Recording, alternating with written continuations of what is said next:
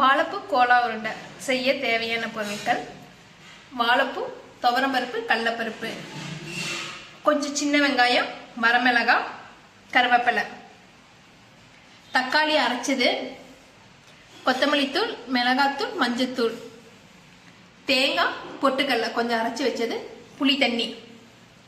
இந்த வாழைப்பூ கோலா உருண்டை செய்யறதுக்கு ஃபர்ஸ்ட்டு துவரம்பருப்பு, கடலைப்பருப்பு, வரமிளகாய் 3 நல்லா ஊற வச்சிடணும். அதுக்கப்புறமேலு வானலியில் எண்ணெய் ஊற்றி வாழைப்பூவை சின்ன வெங்காயம் போட்டு நல்லா வணக்கிடணும். நம்ம வணக்கிட்டு அதோட கொஞ்சம் தேங்காய் பூவையும் போட்டு நல்லா வணக்கிடணும். நல்லா வெந்ததுக்கு அப்புறமேல இந்த வாழைப்பூவை தனியாக நம்ம எடுத்து வச்சுட்டு ஊற வச்சிருக்கோம்ல துவரம்பருப்பு, கடலைப்பருப்பு, மிளகாய் இது, அப்புறம் அதோட பூண்டு, இஞ்சி, சோம்பு, மிளகு, ஜீரகம் எல்லாத்தையும் அரைச்சிடணும். அரைச்சதுக்கு அப்புறமேலு வாழைப்பூவையும் போட்டு அரைச்சிடணும். தண்ணி ஊற்றக்கூடாது ஃப்ரெண்ட்ஸ், தண்ணி ஊற்றாமல் அரைக்கணும்.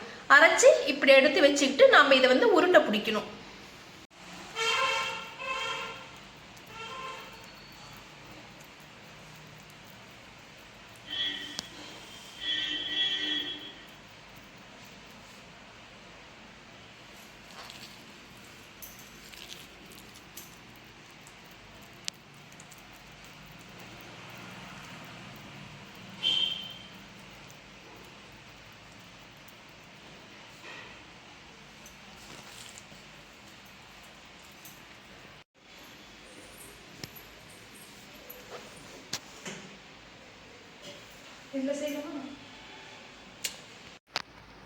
எண்ணெய் ஊற்றிட்டோம்.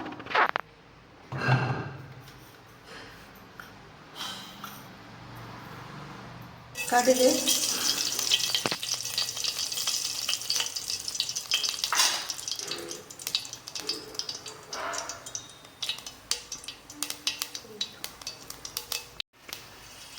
ஜீரகம்,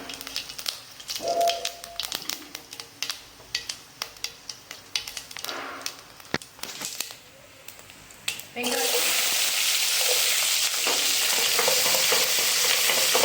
நல்லா நெல் கலரில் வர வரைக்கும் நல்லா வதக்கணும்.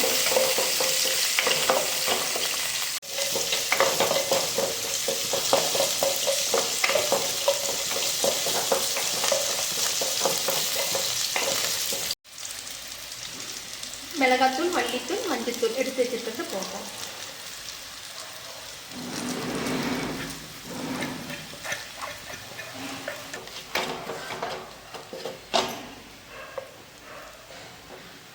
தக்காளி பேஸ்ட் அரைச்சி வச்சிருக்கிற தக்காளி பேஸ்ட் போடுறோம்.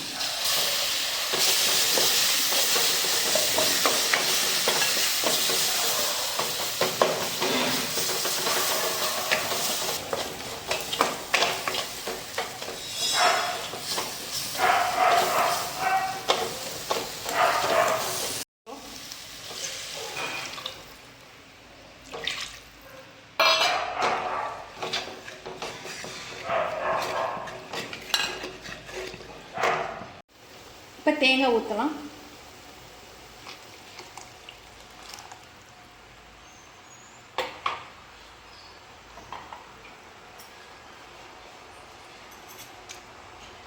இது நல்லா கிளறி விட்டோம், நல்லா கொதிக்கட்டும். ஊட்டி வச்சிருக்கிற இந்த உருண்டையை போடலாம்.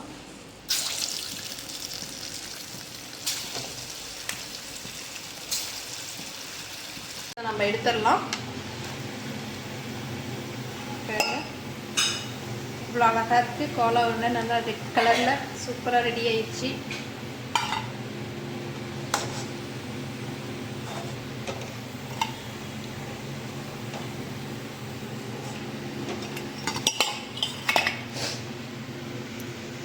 தண்ணியாகவும் இல்லை, ரொம்ப திக்காகவும் இல்லை, கரெக்டான பதத்தில் இருக்குது குழம்பு. இப்போ நம்ம இந்த உருண்டையை நம்ம போட்டுடலாம்.